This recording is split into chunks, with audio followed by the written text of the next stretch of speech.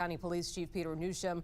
Those who have lived in this area for many years know that, Chief, you were police chief in D.C. from 2016 to 2020. So, Chief, first, I want to give you a chance to comment on MPD Chief Pamela Smith's decision to step down. Oh, well, I just got to say, I wish her the best. That's a heck of a job that she has there in Washington, D.C. Like you said, I've had some experience doing it. She had, some particularly difficult challenges while she was there. She had a force that had attrited down in size.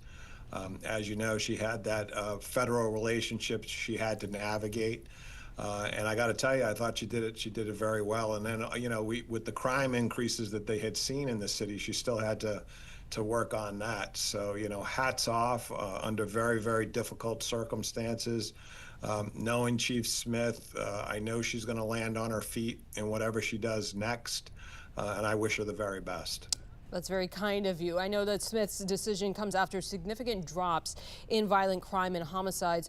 When you lose a chief at a time like this, when you're making these gains and you're making improvements, do you risk reversing some of those advances?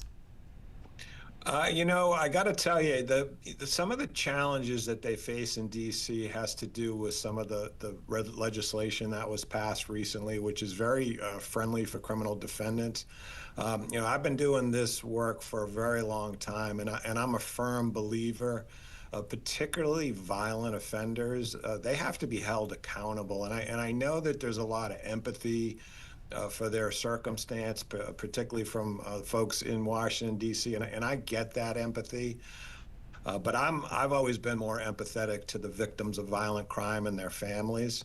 And I think that part of the reason that Chief Smith has had some success is because some of those legislative changes have been made to help ensure that violent offenders are held accountable. It's really, in Washington, D.C. is a tremendous city. It's a really, really great city. And, it's a very, very small group of folks that are involved in the violent crime. And that violence really scares people. And you got to make sure that, that small group is effectively dealt with. And when you do that, you're going to see significant reductions in violent crime. And, hats off to Chief Smith to being able to achieve that. In this current environment, we talked a little bit about the unique position of D.C., having federal agencies, D.C. Council, the mayor, all parties that you're heavily engaged with. What piece of advice would you give to the next chief? Yeah, so I know, and I think Chief Smith did a great job of this. You're going to, as the chief in Washington, D.C., you're going to be working with your federal agencies. They can be very beneficial in the resources that they can bring to you in addressing crime. And so there's no way you can go into that job and work just as a department alone. You're going to need your federal partners to assist you. So my advice would be to get to know those folks. Unfortunately, I mean, the fact of the matter is you're going to have some significant incidents that are going to occur. It's a major city. And when those things do occur, you're going to want to know your federal partners and to be able to collaborate with them on, getting those things resolved. Chief, let's talk about the big arrest in Woodbridge, your jurisdiction, last week. When did your agency get involved, and what role did it play in assisting with intelligence gathering and surveillance of the suspect in the D.C. pipe bomb case? So, we have task force officers assigned to the FBI, so we're continuously working with them on things like that. And then in this particular case, we weren't involved in the actual investigation itself. But when time was needed to serve the search warrant out here in our jurisdiction, we were more than willing to assist them with that. Thankfully, they were able to take this guy into custody. If you can imagine planting pipe bombs in a city environment, how dangerous that can be.